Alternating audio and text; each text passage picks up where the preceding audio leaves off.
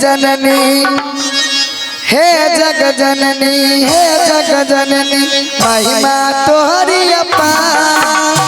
हे जग जननी हे जग जननी महिमा तोहरी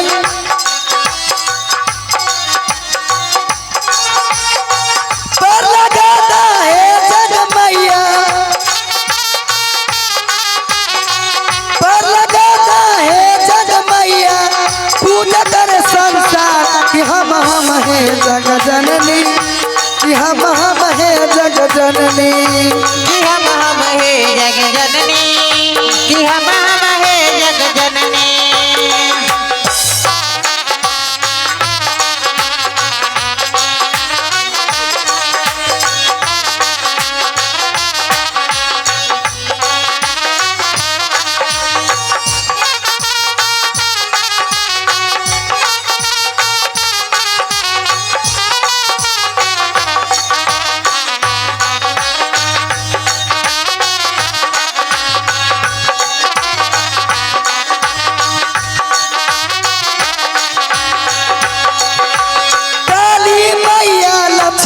मैया महिमा तोहरी अपार।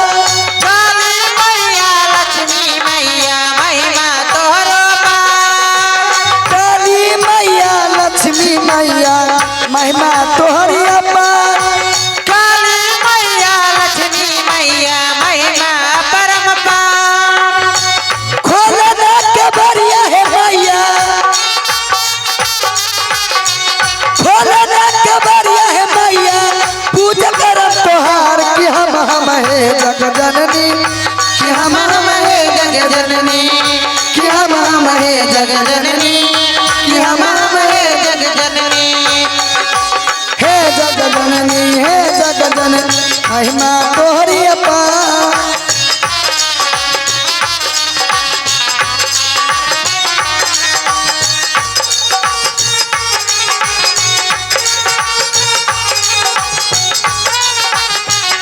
कि हम है जग जननी कि हम है जग जननी कि हम है जग जननी कि हम है जग जननी।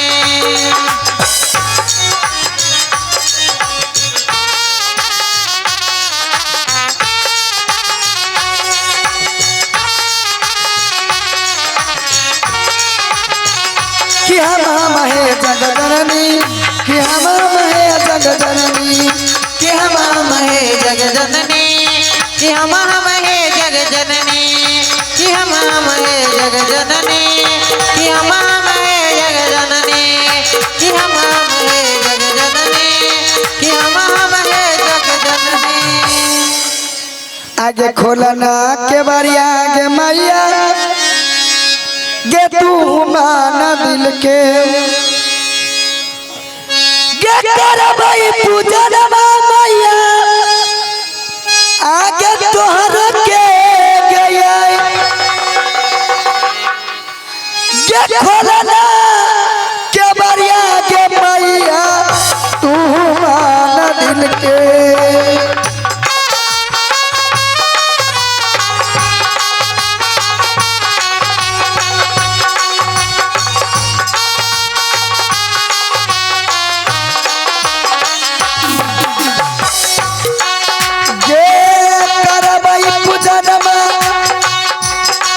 मैया तोहरो के गया करबई पूजन मैया जुतहरा के करबई पूजन मैया तोहरो के गया खुलना के बारिया के मैया तू माना दिल के।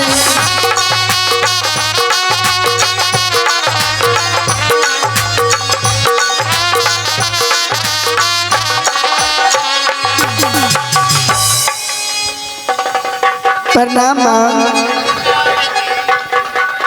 खुश रहो बेटी।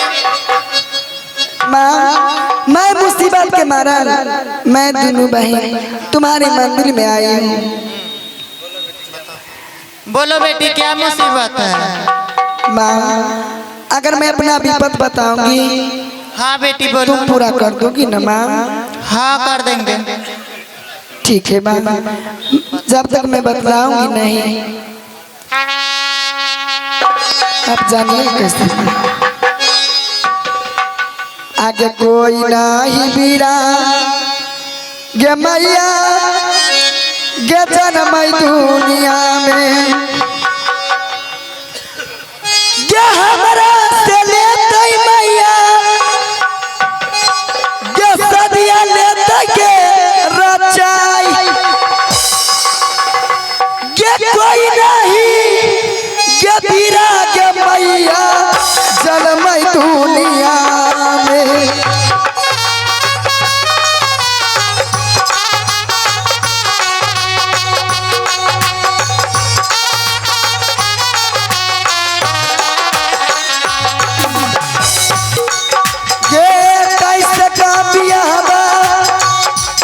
मैया हो तई गे बनाई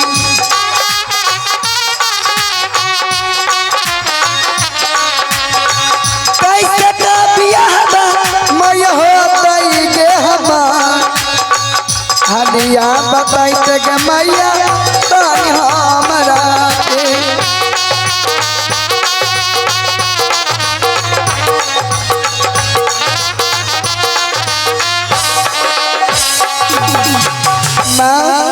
हाँ बेटी,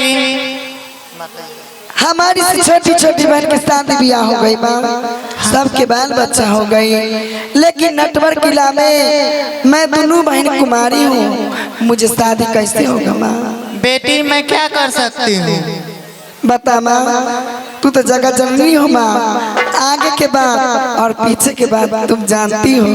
बेटी सब नटीने पास चले जाओ, नटीन बताएगा। माँ क्या मैं नट्टिन के भेष पकड़ूं? हाँ, तब मुझे शादी होगी। ठीक है माँ, मैं प्रणाम करती हूँ। अगर नट्टिन के भेष पकड़ने से अगर मुझे शादी अगर हो जाएगी तो नटवर किला राज में मैं क्या करूँगी तुम जानती हो? दिलखुमरी आगे जहिया जब मिलतई गे देवी मैया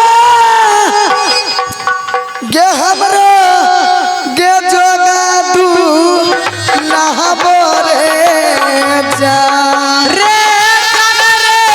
हमारो जोगा तू लहबो रे जा गे मैया हमरो जोगा तू नहबो रे जा।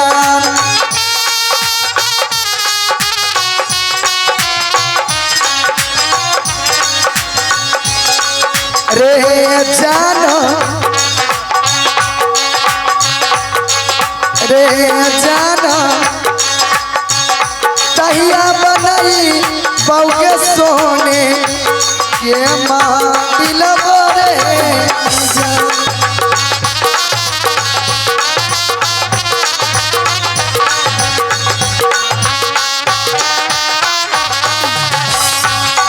कोई तो चढ़ाबो के मैया ओ छता चंदन बन मोरे जा रे आछत चंदन फुलबो रे जा रे जान हरे जान कोई चढ़ाबो के फांसी और भेर मोरे जा।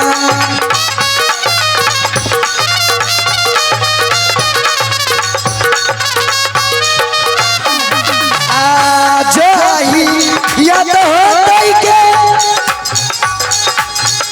मैया हमरा के बियाह बोरे जा रे हमारो के बियाह बोरे जा रे जानो तहिया चढ़ई बहू के जोरा आज भाई सब रे जा।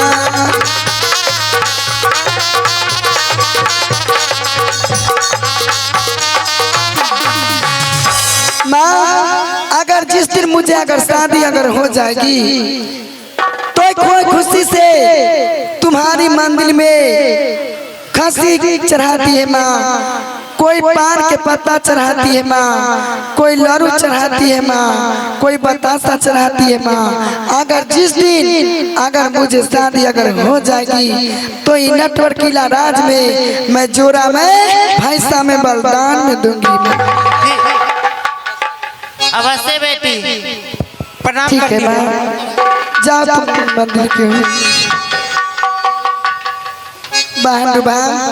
हाँ बहन शोभा, माँ ने बोली है कि बेटी तू नटन के भेष पकड़ के राज मिठुन मेला में जा, वहीं तुम्हारा सुंदर दुल्हा मिल जाएगा। चलो दीदी तो।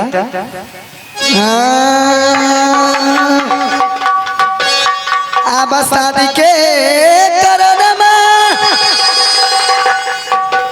रे दई बारे रसोभिया रे बंतईना इनियो रे।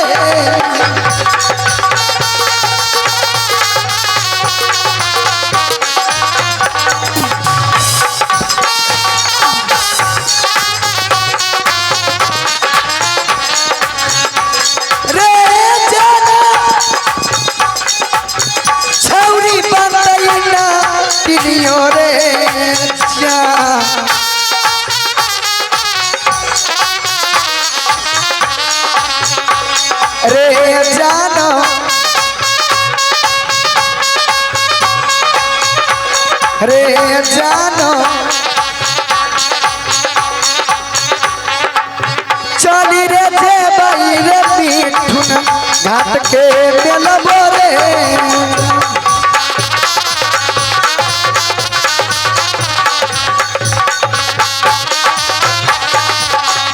मेलबा में घूमी गोदबाई हमें को दनमो रे।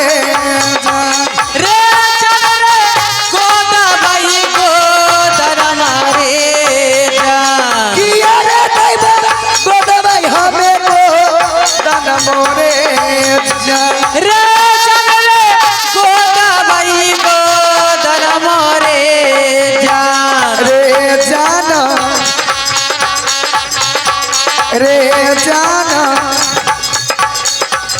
खोज गेले भाई हम दूल्हा बोरे जान।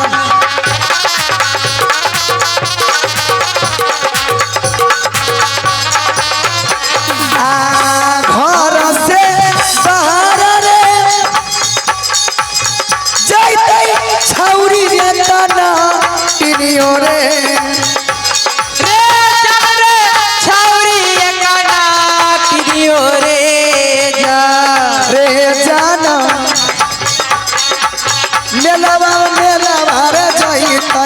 छौरी ना पिनियो रे।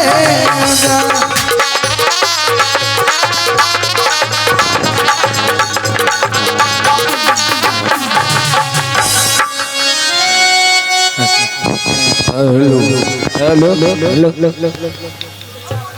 अरे कैसना आला देवरवा अरे कैसन बाते परो अरे कैसना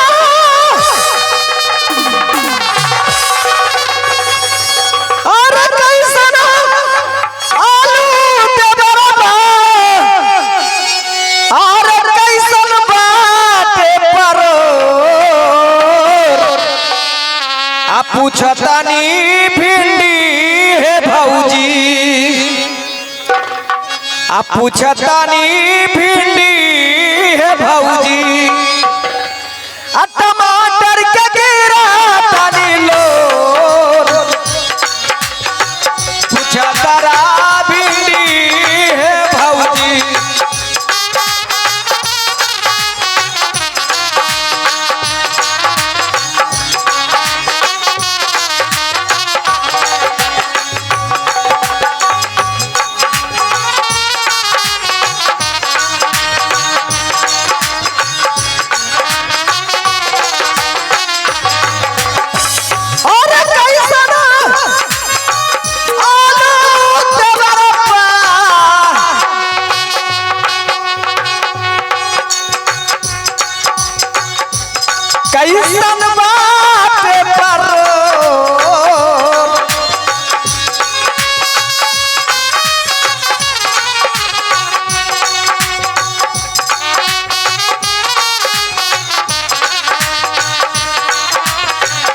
पूछा तारा भिंडी है भौजी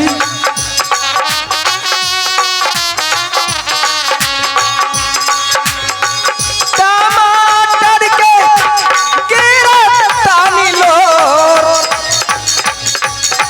पूछा तारा भिंडी है भौजी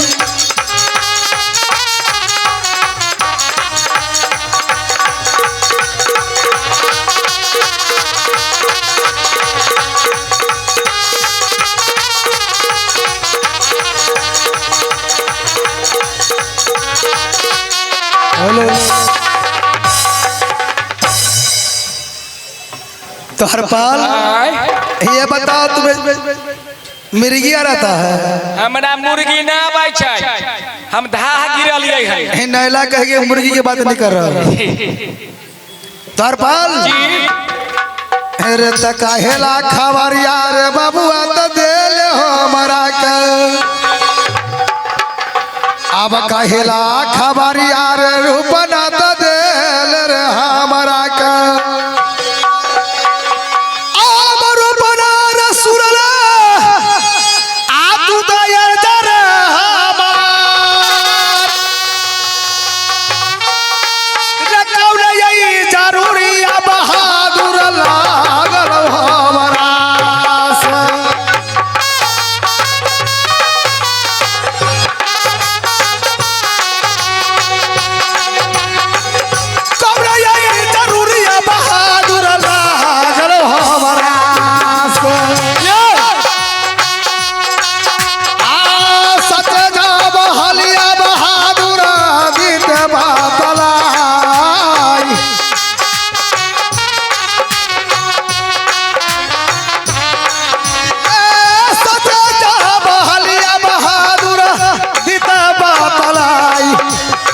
सोना थी कहानी रे बाबुआ रे बात तोहरा से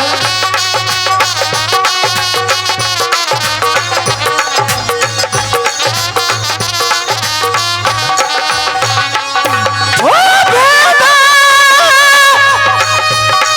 ओ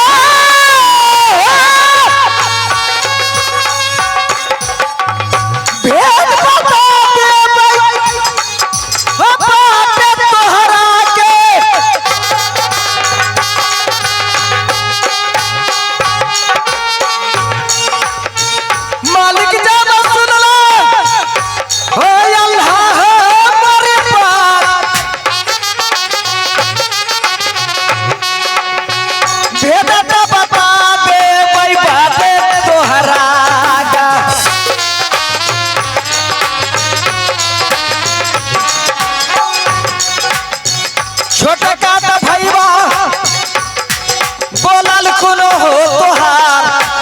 भाई रुदल भाई जब रुदल हो बनल कुलो हो तोहार चला चला चला ता मोरा संगवा में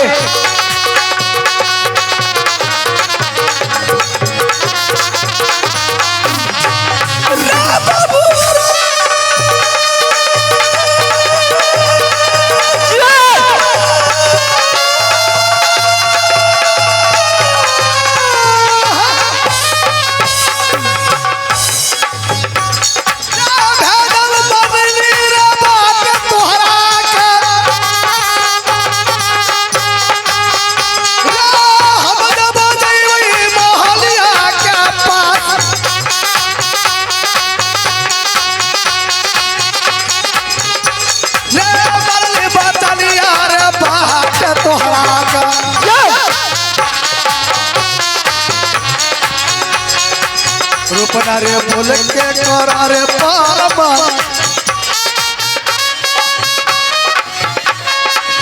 रूपना रे बोल के करा रे पारमा बनली बतलिया बात तोहरा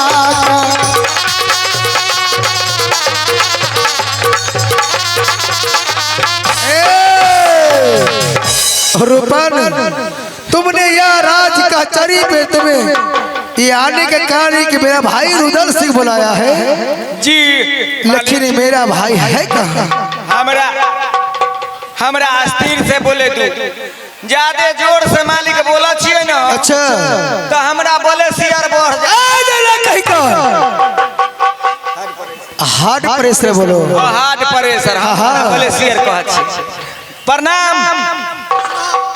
तो भैया जी को बुलाकर मैं ले आया हूँ, चलकर मुलाकात कीजिए। पर्रा भैया जी, खुश रहो भाई रुदल। भैया जी मैं आज में किस लिए बुलाया हूँ और किस लिए आप आए हैं वो तो नहीं पूछे।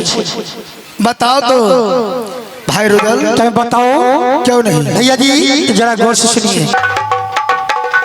आहो लग के लीला सहो भैया हो मोरा दिलवा में अब भाई दिलवा हो सहोदरा मोरी बात आहो लीला पूरा बीता भैया हो बात हमारा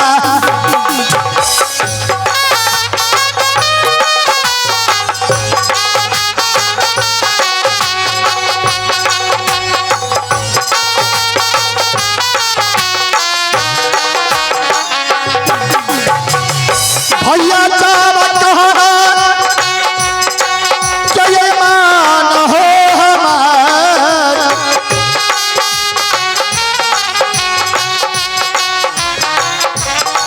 हो भैया चावत जय मान तू हमार लालसा पूरा गीत भैया हो बात हमारा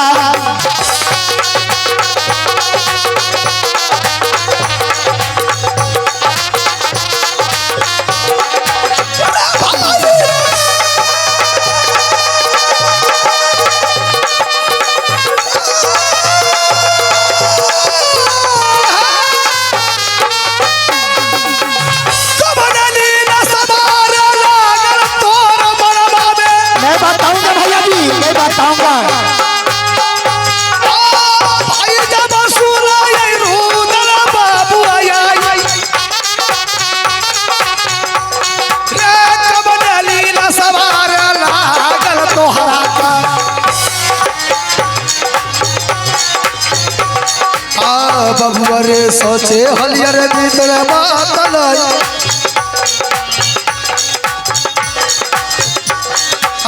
बबुआ रे सुर सोचे हलिया तू तो भीतर बातल रे बरदी बचरिया रे बात तोरा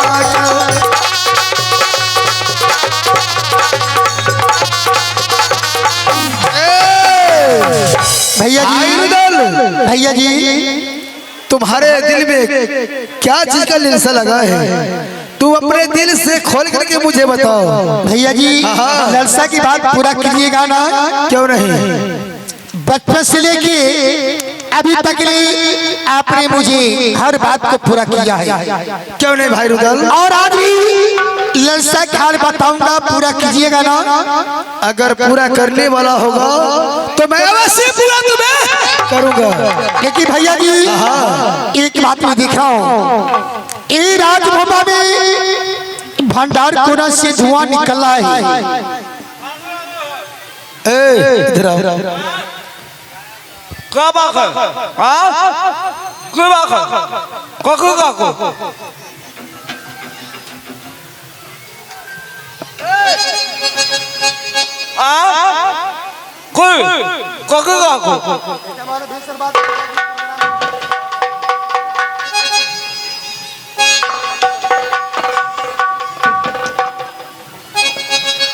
मालिक बिंग देते हैं, बिंग दिए उन्हें घूम जा भैया जी। हाँ बिंग दे दिया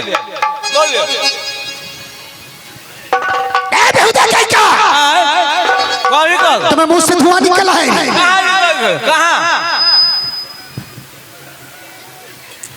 कहाँ चुट्टा कहीं का, उसे पहले बताओ। बुता दिए? हाँ बताओ। अरे नहीं बुता है, बताओ ना पहले नहीं। भेला तो क्या चीज पी रहे थे? सुनिए, बीड़ी पीने का मतलब क्या है आप लोग सुन लीजिए। आप लोग को कहेंगे तो तब ना समझिएगा। समस्तीपुर से आगे हम बांदेरी दौली से चलकर आप लोग के हरिलाल पासवान आप लोग के ग्राम गांव में आए हैं। जो टूटी फूटी बोल देंगे तो माफ कीजिएगा। ऐना तक जो करके बोले तो कुछ ना कोई बात नहीं, जो कर कुछ बोलते नहीं। जो राजमंत्री तुम बीड़ी पीते हो? बीड़ी पीने का मतलब है कि हमारा मालिक एक दिन बीमारी धो लेलकै। कौन सी बीमारी? तो जब बीमारी हमको धरा, अच्छा, दम फूले लगले। अच्छा, तो हम यहाँ से गए समस्तीपुर। समस्तीपुर बोलो। समस्तीपुर। हाँ। महेंद्र शर्मा कन। अच्छा, महेंद्र शर्मा कन जब अल्ट्रासाउंड हम कराए, अच्छा, तो उनका बीमारी पता चला नहीं। अच्छा, यहाँ से हम चले गए कहाँ? पटना। अरे बेहुदा पटना बोलो। पटना। हाँ। पटना में जब गए तो डॉक्टर साहब के कहे, डॉक्टर साहब हमें जल्दी से इलाज कीजिए, अब मैं बचूंगा नहीं। तो डॉक्टर साहब मुझे चेहरा देखते हुए कहे, रे हरमजादा तुम्हें तभी बड़का बीमारी धर लिया। अच्छा, मैं कहा डॉक्टर साहब बीमारी का नाम क्या है? तो बीमारी का नाम बाद में कहेंगे, लेकिन तुमको ऐसा बीमारी है ना हेमोपैथी से ठीक होगा ना एलोपैथी से ठीक होगा। डॉक्टर साहब बोला। डॉक्टर साहब ने बोले। अच्छा, ना अंग्रेजी दवाई से ठीक होगा। हम कहे पहले डॉक्टर साहब बीमारी बताइए। तो डॉक्टर साहब कहे जो तुम्हें दम्मा का बीमारी धर लिया। डॉक्टर साहब हमें कहें जो तुम्हें दम्मा का बीमारी धर लिया। अच्छा, मैं डॉक्टर साहब को कहें ये दम्मा का इलाज क्या है? डॉक्टर साहब आप मुझे बताइए, मैं समस्तीपुर से चलकर पटना तक मैं आया हूँ। अच्छा, तो डॉक्टर साहब कहें जो दम्मा का एक इलाज है। मैं कहा क्या इलाज है? तो डॉक्टर साहब ने बताया जो दम्मा का एक इलाज है, 4 बीड़ी सुबह पियो, 4 बीड़ी 12 बजे, 4 बीड़ी शाम में तुम्हारा दम्मा सही हो जाएगा। और तुम मर जाओगे नहीं? तो मरिए ना जाए लेकिन बीमारी तो ठीक हो जाता। जारी बेहुदा पागल कहीं का कि मरिए ना जाए लेकिन बीमारी तो जोर से खत्म हो जाता। ये बात सच है।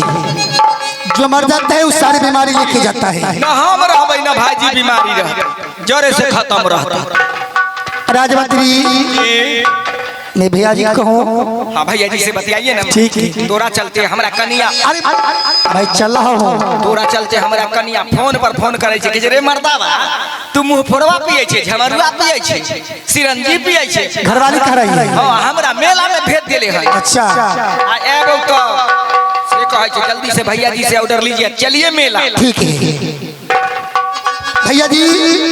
भाई रुदल को सिलसिला लगे तो आप जाने की चाहती है? क्यों नहीं? आहो मेला हो लागे हो भैया हो राजा मीठुर में हो मेला के यादरवा भैया अब जीत हो हमार हो मेला के यादरवा हो भैया हो जीत हमारा।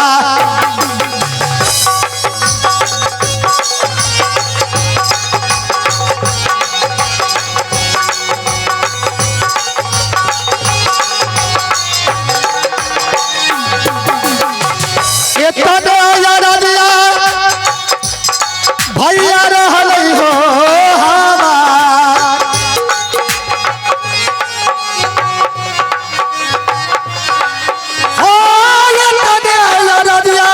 भैया रहल हो हमार लीला सा पुरानी तो भैया हो बात हमारा।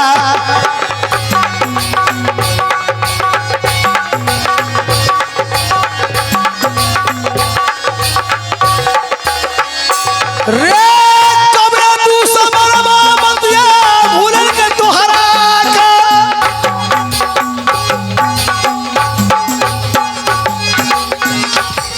आ भाई जा बसूल आइरू डरा बबुआई बतिया बौराई रे डर को नगरी में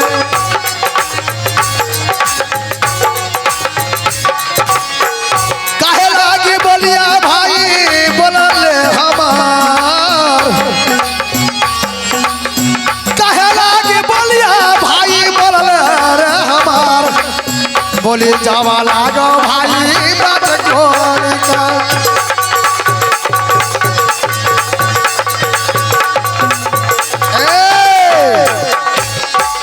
भैया जी मेरे कुछ गलत शब्द नहीं बोला हूँ। सुनो, ए राज बंगला मैंने छोके राज कचहरी पे रह रहा था।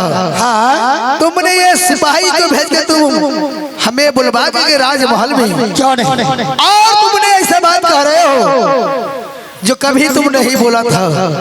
भाई रुदल, दो भाई की भैयारी, और तुमने आज मेला की यात्रा किया, ये भी बात सच है। मेला जाने के लिए मिटुरगढ़ नहीं, अगर तुम्हारे दिल में शौक हिंसा लगा हुआ है तो तुम्हारे दिल की बात को पूरा करने के लिए तैयार। भैया जी तो मुझे ऑर्डर दीजिए, मैं मेला में जाऊंगा, जल्दी ऑर्डर दीजिए।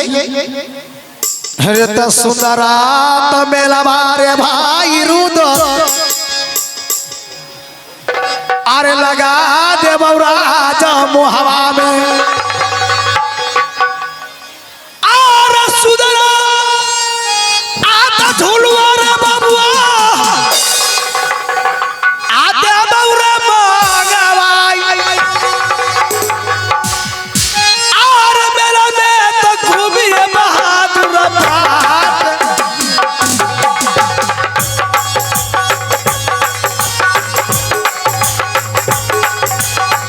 मेला जब घूमिए रे भाई राज मोहवा, आ भाई जब सुनना ये रुदल बाबुआ,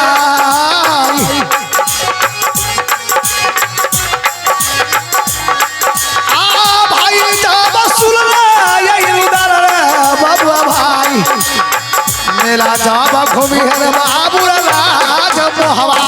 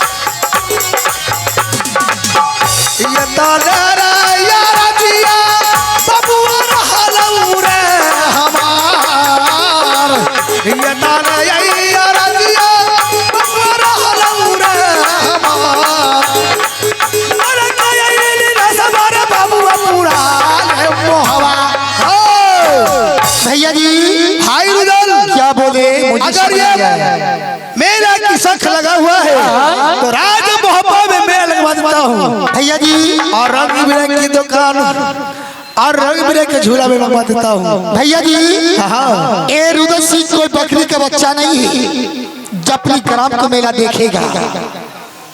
आहो या हो लगा दे भाई भैया हो राज मेलवा में, माने आग लगा दे भाई राज के राज मोहब्बा के मेला में। तो अहाँ जे मेला में आग लगा दे भाई अपने गांव में, तो यहाँ के घर के सजा के तो हमरो झोपड़ी के घर है, क्यों नहीं? तो हम पहले जाचे घर के घुसका लेबै। राजमंत्री जखनी यहाँ आग लगेबै तो वही पे आग जब लगते तो लुत्ती उड़ के तो हमरो छप्पर पर पड़ जते। अरे मैं आग नहीं लगाऊंगा। हमर जब झोपड़ी जोड़ जाते तो हमर बाल बच्चा कहाँ रहते? राजमंत्री भैया के साथ में फुर्की दे रहा हूँ। रुकी जल्दी चल, समझा दिए समझा दिए। हाँ कितना कुछ होते लेकिन जाय न दे, हरामी है हुआ जत झगड़ा फंसा ले। आहो यगिया लगा दे भाई भैया हो बात में लवाने हो बजरा खाता दे भाई भैया हो मेला के जाम पास हो मेरा आँखों में भैया हो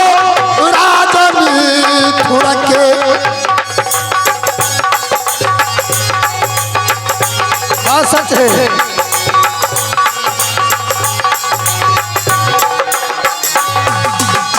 भैया चावा सुनला हो बड़का मेरी भाई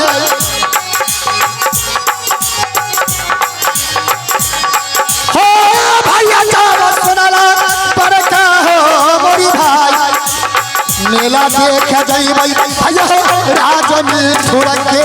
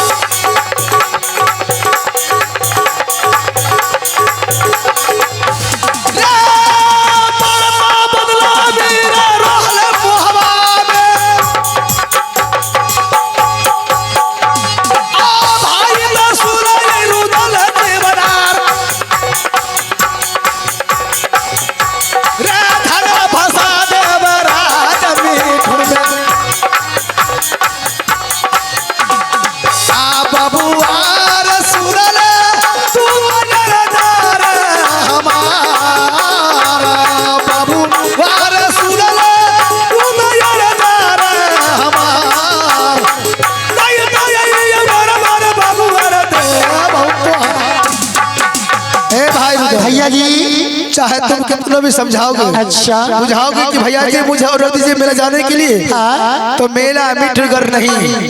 तुम्हें मेला घूमना है तो राज मोहब्बा में। भैया जी मेला मोहब्बा की राज में नहीं दिख सकता हूँ, जब देखूंगा तो राज मिठुगर की। भैया जी ऑर्डर नहीं दीजिएगा कभी नहीं। ऑर्डर पिछले बात याद है भैया जी? तुम चाहे कितना पिछला बात भी बोलो चाहे अगला बात बोलो, चाहे कुछ भी कहोगे, मैं तुम्हें ऑर्डर नहीं दे सकता हूँ। अहो कृपा मना हो भैया हो छोटका भाई के। भैया जी हाँ भाई रुदल, ये रुदल जो है बदलामी थई है, आपका कहना बदलामी है। अगर बदलाम नहीं रहता है आ कृपा मना सहोदर हो छोटका भाई के। भैया अब ले हो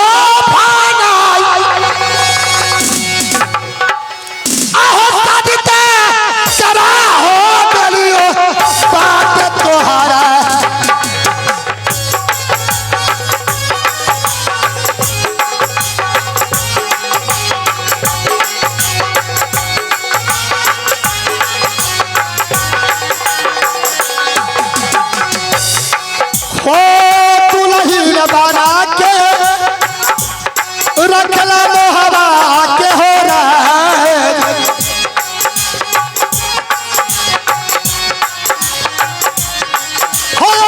रनिया बना के रखला मोहबा के हो रनिया बना ले भौज सोनमा के।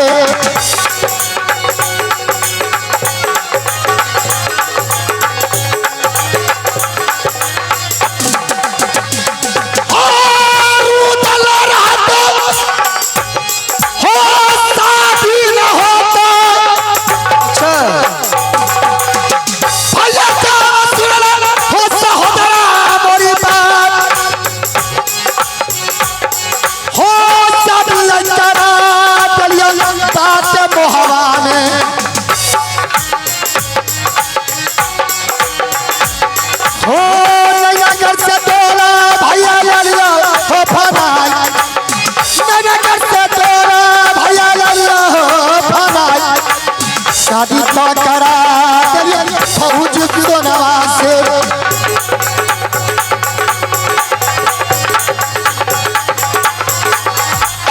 भाई रुदल भैया जी तुम अभी रुदल की मन की तमन्ना पूरा नहीं कर सकते हो। अच्छा अरे रुदल है रहता तब भैया जी राजभवन में तुम कुमारे रहता था। भाई रुदल ये कृपा है जो रानी सोना की डोला बना के मैं ये सोचा मैं शादी कर लेता हूँ, लेकिन नहीं बड़े भैया जी बच्चे रहेंगे और मैं शादी करूंगा नहीं, मैं उस डोला बना के तुम्हारे साथ में शादी करा दिया भैया जी। इतना बात कभी कर करिए। भाई रुदल जब तुमने ऐसे बात कर रहे हो ना, क्यों नहीं लेकिन बात सुन लो, कहो तुमने राज नहीं नाम कर गया था ना।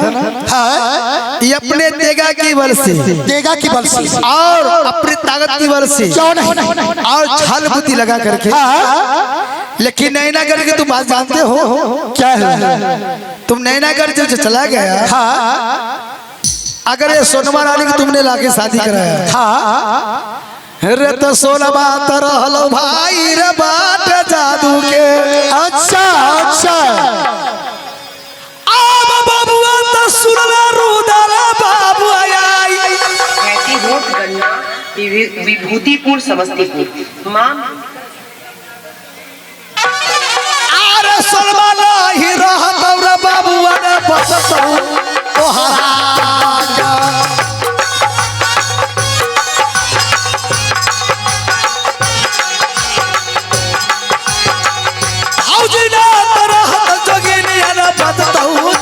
तोहरा के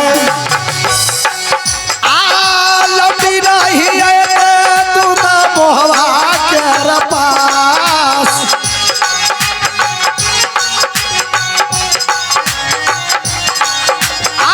भौजी सुन रहत रुदल लौटी नहीं तू ना मोहवा के पास। कैसे बाबुल हमारे बाबू अरे तेल भैया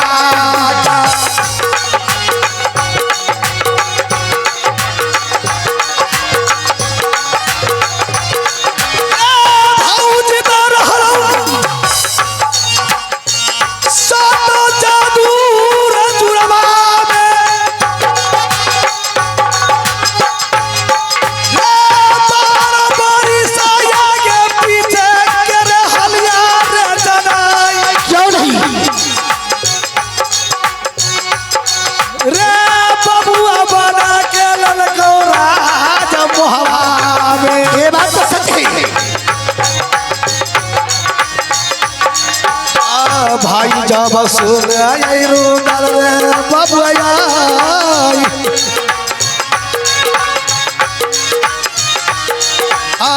भाई जब सुन आई रुदल रे बाबू आई।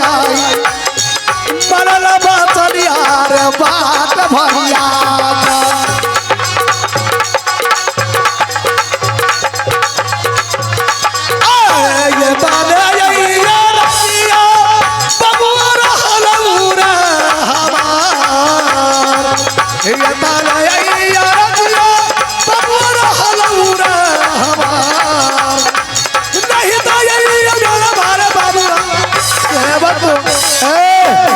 सिपाही इधर आओ। ये तेरा जो बात बोलता है जिसका माथा बौरा गया है, देखियो अब हमरा कहबै तब ना, हमरा कहबै ना तब हमरा कहब जाकर के समझाओ।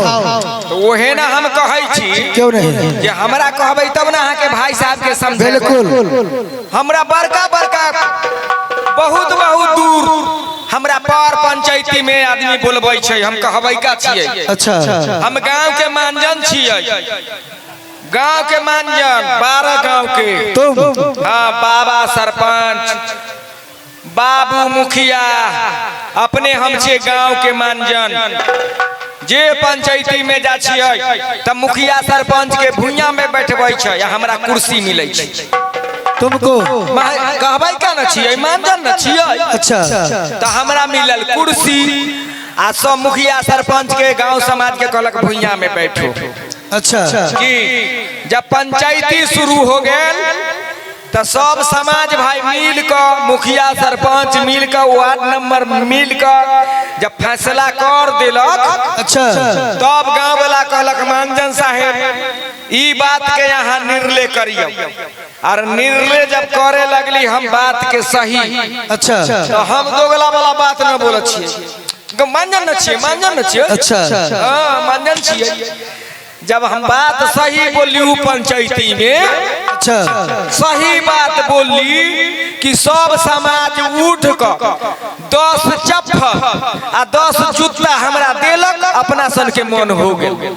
जाओ रे लैला कही का तो मांझा साहब जे मैया मारै छै त मारै छै भाईजी, मांजन त कहै छी। जाओ रे लैला कही मारै छै त मारै छै, मांजन त हम कहै छी गांव के। लेकिन के लेल अहाँ रुक जाओ। आ भैया जी कहेंगे तो भैया जी कहें नहीं जाने के लिए, अच्छा कब बड़ भाई होय छै, बड़ भाई होय छै, बेटा बड़ भाई कहीं बैठा खिलौता कि पिता के समान होता, पिता के समान। हमरा कहा गेल जे बड़ भाई होय छै बेटा के समान। जा छी हो चलबा कि न चलबा? सुन न दे तो ऑर्डर राजमंत्री कोई अक्ल बताओ नहीं। हम अकेले एगो रास्ता हम बता दें जे कैसे जाइएगा। आपको अक्ल नहीं है तो मैं बताऊंगा, सुनो। ये कथी है? ये माँ दुर्गा के दिया हुआ खंजर है। ये माँ दुर्गा का दिया खंजर है। ये खंजर के करेजा में भिरालू। आ कहिए जी भैया जी अगर आप पाउडर नहीं मिला के देते हैं तो खंजर का तलवा करेजा में पेश कर मैं मर जाऊंगा। आ हम कहबे जे मर जतो तो भाई के होते, तुरंत ऑर्डर मिलते चल दीजिए।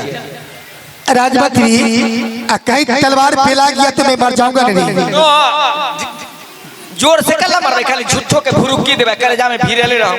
आ हम खूब चीज इधर आओ। तुम इधर की बात उधर, उधर की बात इधर। बता कहे इन्ने का दो उन्ने खींच जो करवा पर ले बीचे बीच। तो हम ओहे ना कहलिए ये आपको भैया जी कह रहे हैं तब नहीं जाइए, गार्जियन आप ना है क्या तुम यही बात बोला? हम दोगला वाला बात न करे, न जाए चाहे जे होते न जाए हो चले कहा तक जे कहलिए से। इधर आओ। तुम इधर कहता है कि नहीं जाने दीजिए, और उधर जा कहता है कि चलिए। तो ओहे ना कहलिए, हम कहलिए जे कहलियो से करो। जब भैया जी कहे छो नहीं जाने के लिए तो नहीं जाइए। हम दोगला वाला बात किए हैं भाई जी, हमरा बेइज्जत न है, हमरा बेइज्जत है। रुक जा रुक जा। द्वारपाल राजमंत्री क्या हुआ है? हमरा इज्जत न है। द्वारपाल तुम्हें क्या हो गया है? तुरंत में तुम गुस्सा जाते हो। हम अहाँ के कहलिए न जे भैया जी कहे कि नहीं जाला तो न जाइयो। हम दोगला वाला बात नहीं चलो तुम अच्छा है, सच कहते हो। मर जाबो, हम बनहैटी में मर जाबो जहर खा के। काहे? न त तारी पी के आ सब बनहैटी वाला के फंसा देबो। चाव न ला कही तो मरिए जाएगा, फंसाएगा को। भैया जी क्या ऑर्डर नहीं दीजिएगा भैया जी? भाई रुदल चाहे तुम कितना भी जोर लगा लोगे, मित्र घर मेरा जाने के लिए ऑर्डर लेने के लिए तो मैं वहाँ जाने के लिए इंतजार है। भैया जी ठीक है ऑर्डर नहीं दीजिए, लेकिन एक मैं पता ये भैया जी एक जिला हवा में क्या भाई को भैयारी है? ये मोहब्बा में दो भाई की भैयारी है। दो भाई की भैयारी है ना? अगर छोटा भाई अगर गुस्सा पर पीठ पर कुछ कर ले तो क्या कर सकते हो? भाई रुदल ये तो मनवारी की बात हुआ। क्या हुआ रे?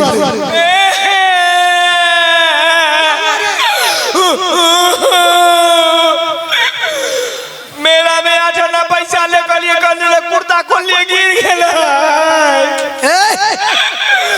अब कोती से जिलेब ले रखा माऊगी मैं किन दूंगा, कानून नहीं मैं किन दूंगा। कलिया आठ ना पाई दल के कॉल के तू घुप चुप खा लियो। हमरा ला जिलेबी मुरही लइयो।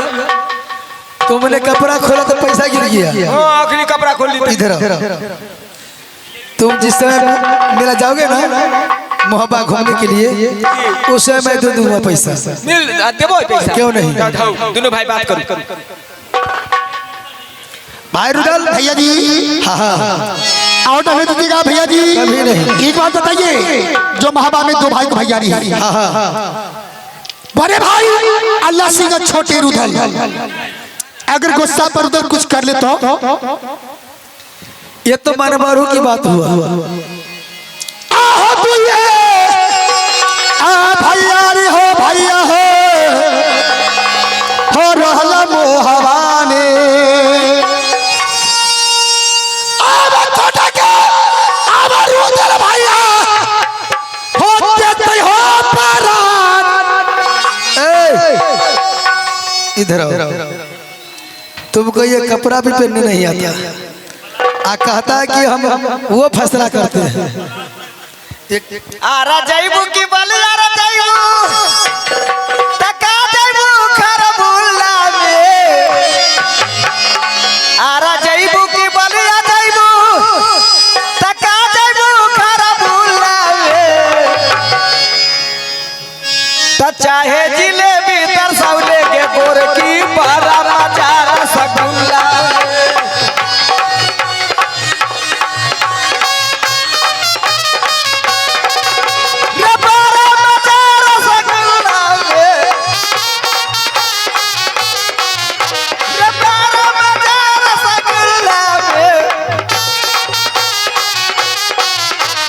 सारी के कोचाया गारी में सो भाई झूला के बूटा पिछारी में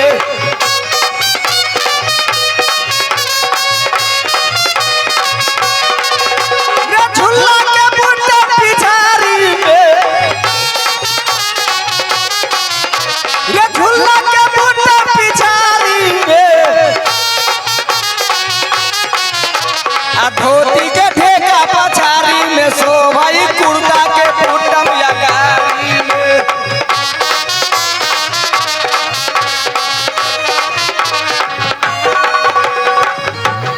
तो हमरा पहने के चाहिए आगारी में तारा पहना गए पिछारी में कि झूला के बीटम पीछे में रह राजमंत्री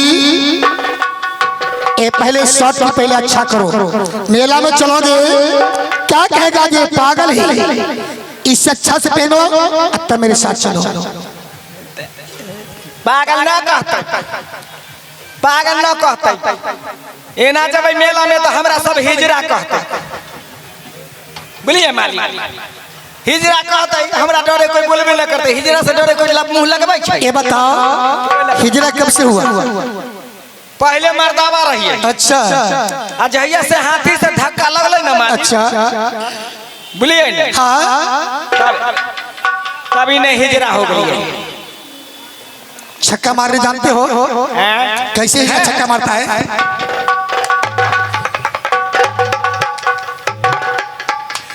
मैं समझ जा रही बेहुदा कहीं कहीं पर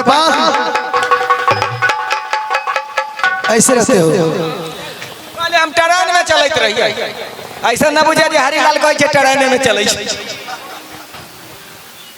भैया जी भाई रुदल एक बात सुनो, कहो चाहे तुम कितने जोर लगाओगे ऑर्डर नहीं मिलेगा। हो तू ये आ भैया रे हो रहला मोहवा में अब छोटा का अब भाई भैया हो देता हो परा अब क्या करा दे किरा हो भैया हो नागर मोहवा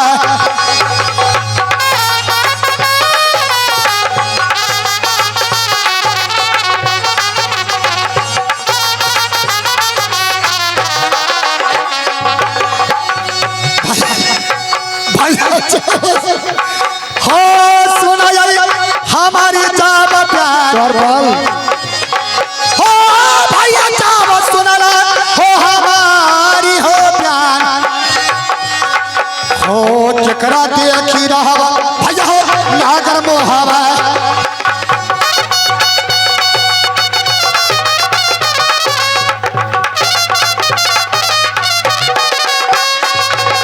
भैया जी यही रुदल है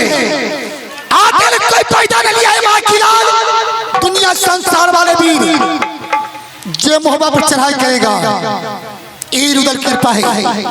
अगर छोटा भाई कुछ कर ले जो देश के वीर मोहब्बत पर चढ़ाई करेगा भैया जी। भाई रुदल मैं एक बात कहूँ, भैया जी गाड़ी में चला है ऑर्डर दीजिए जल्दी। जल्दी ऑर्डर दिया ना, बस आ रहा है। दोनों आदमी बस पर चल जाओ। बस से चला है। देखो हॉर्न दै छै, हॉर्न देखो बस दै छै, देखो जल्दी ऑर्डर जल्दी। भाई रुदल भैया जी जब तुम ये बात कहते हो कि ये मोहब्बत में रुदल सिंह रहने के बाद क्यों नहीं कोई मोहब्बत पर चढ़ाई नहीं किया, ये बात सच कह रहा हूँ। रे तो भौजी के लइले रे बाबुआ आ तू तारा जर मोहवा में अरे भौजी के बन गेले बाबुआ आ राज के सिपहिया रे बनाई रे कैसे जाब सुंदर छोड़ब राज मोहवा के।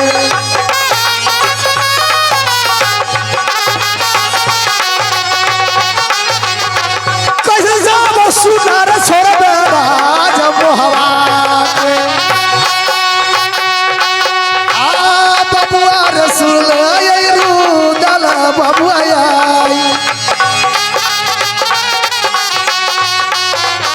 भाई रुदल सिंह मैं सुना हूँ भैया जी। जब ये बात तुमने कह रहा है कि भैया जी ये रुदल के धन बना लीजिए कि मोहब्बत कुछ भी चढ़ाई नहीं किया। हाँ हाँ जो भाभी सोना से अपने शादी में करा दिया, क्यों नहीं जो तुमने भाभी की कोरा में भोजन करता है हाँ और ये मोहब्बत की छोड़ गए तुम जाओगे मिठू कर मिला घूमने के लिए। क्यों नहीं अरे भैया जब रहलो रे बबुआ राज कहकारी में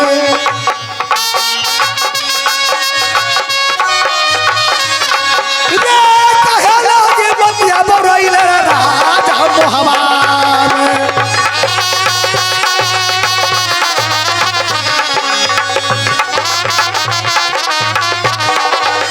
आ मानी चावली नहीं बबुआ बबिया रे हमार मानी चावली नहीं बबुआ बबिया रे हमार नहीं जवाब मुझे मेरा भाई राज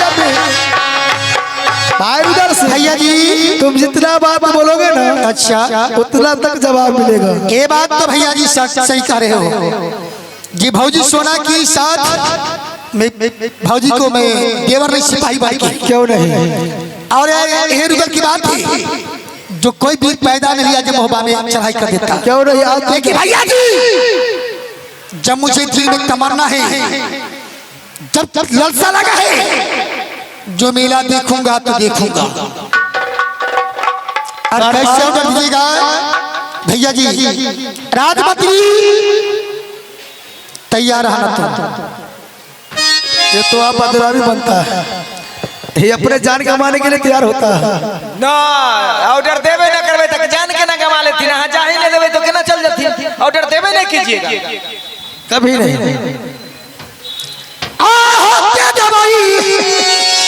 पारा न हो भैया हो राज मोहवा में राजमंत्री भैया सुनो हो चंडलवा मोहरी पाट अब तेजची पारा न हो।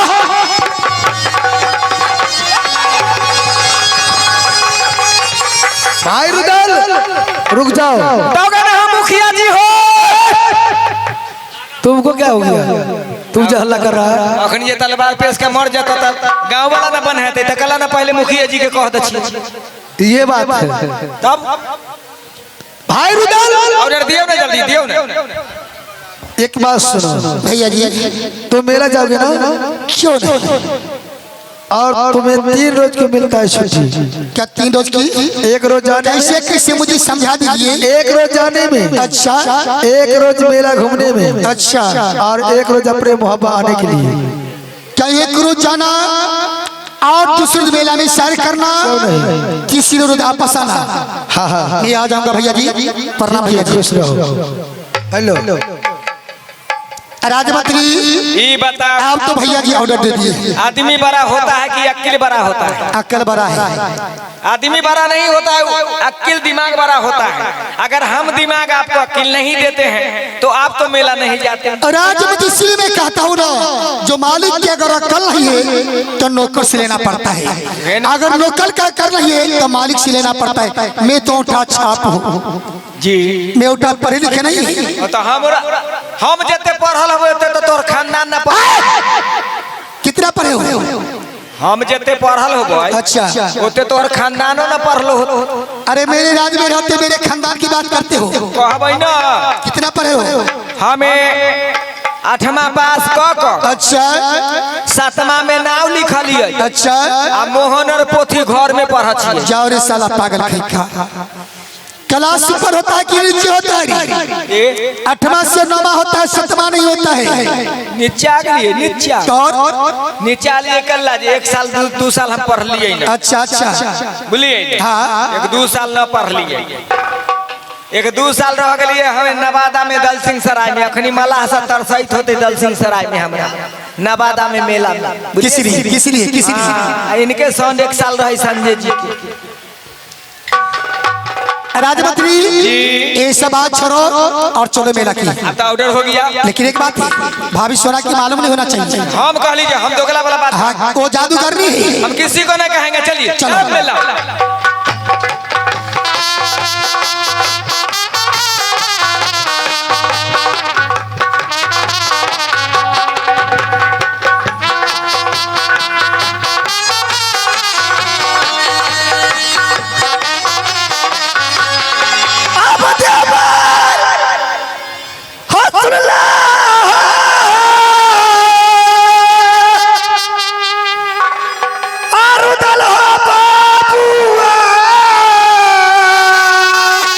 ये बात तो भाभी सोना की लग रही है।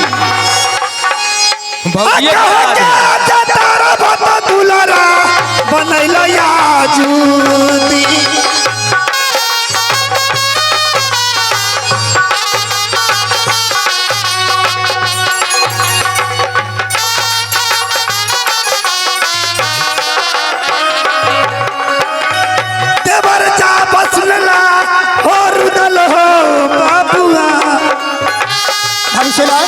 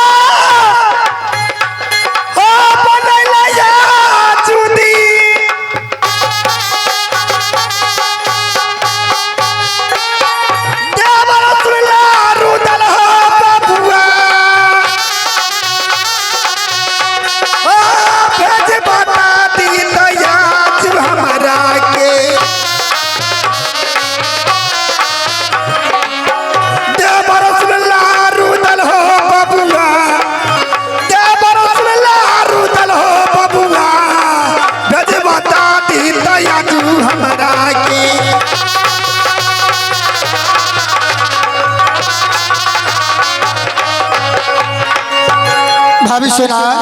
हाँ देवर जी, ये हमारे बात में तुम खड़ी हो गई क्यों? देवर जी ये बताइए, इतना सच सबर के कहाँ चल रही है?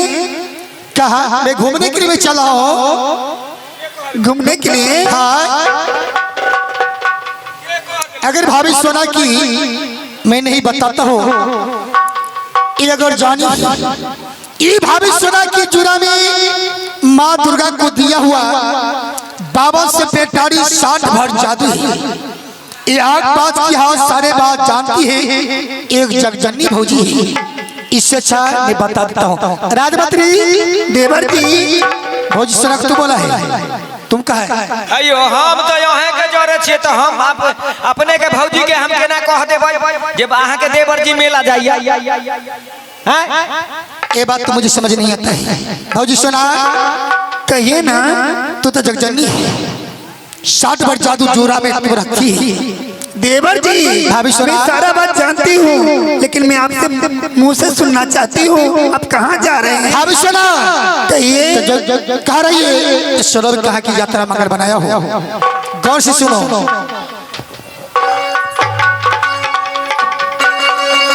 आया है मेला, हे लाज है भौजी है, हे राजमी ठुर में क्या मेला लगा है?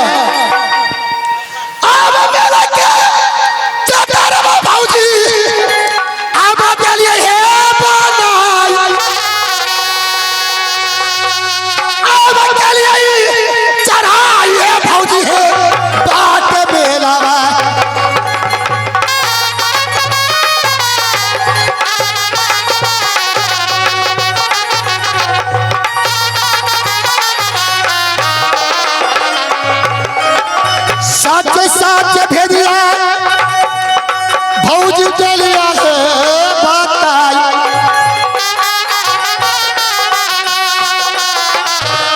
हे सच हरिया भौजी चलिया है बताई, हाला है बता गरी बाते तुहरा के।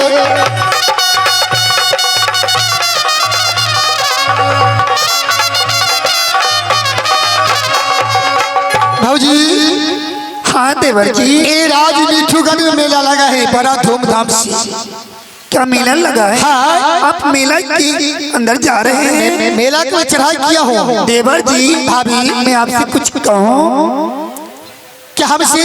हाँ। मैं तो बेटा हूँ, तू माँ है, बड़े भाभी माँ की समान होती है। अगर बेटा की कोई अमल हो तो बड़े भाभी नहीं माँ है, माँ से कहा जाता है, और माँ की जो बात है बेटा कहा जाता है। तो भाभी बताओ कौन सी बात कहती है?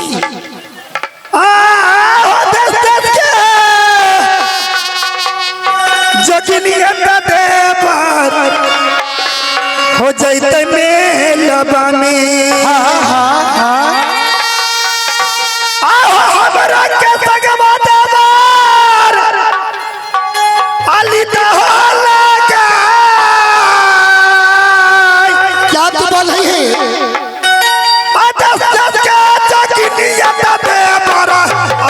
मेलबा में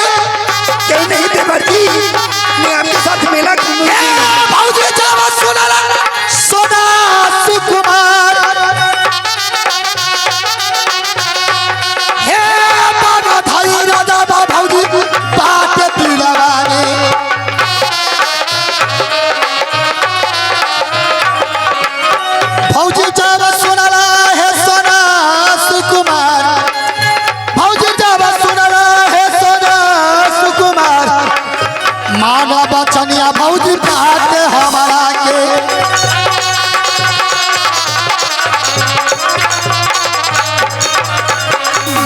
भाभी, हाँ देवर जी, मेला में घुमाऊंगा, मैं वादा करता हूँ। जल्दी ले चलिए। लेकिन भाजी ऐसे कैसे कैसे ले जाएंगे? सुनो, जैसे मेरे गार्जियन बड़े भैया जी है, हाँ, वैसे तुम्हारे पति गार्जियन है।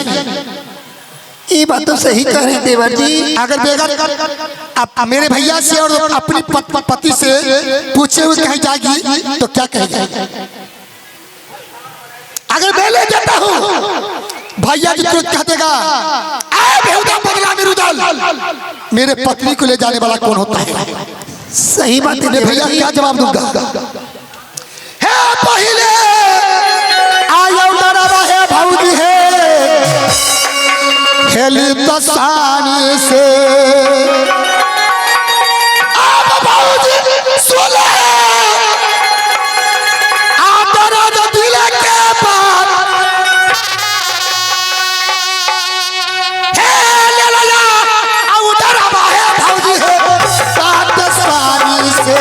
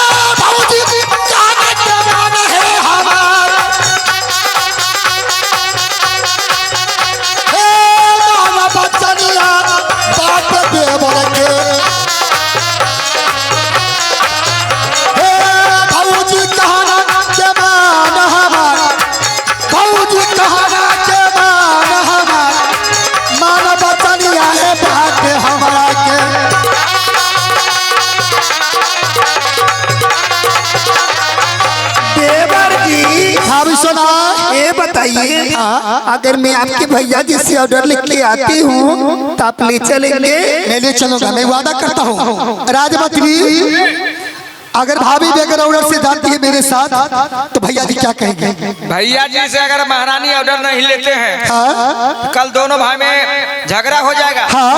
आपको भैया जी कहेंगे तुम मेरे पत्नी को मेला ले जाने वाले होता है कौन? मैं कौन जवाब दूंगा भैया? दोनों भाई में तो दुश्मनी हो जाती है। जा दियो मलकिनी के भाभी सुना जाओ ऑर्डर लेकर आओ। मैं जाऊँ? मैं बागीचा में रुकता हूँ। देवर जी हाँ भाभी सुना आप यहीं पे रुकिएगा। मैं रुकूंगा। ठीक है मैं जाऊँ? जल्द में आना। तो लीजिए बहुत देर से आप लोग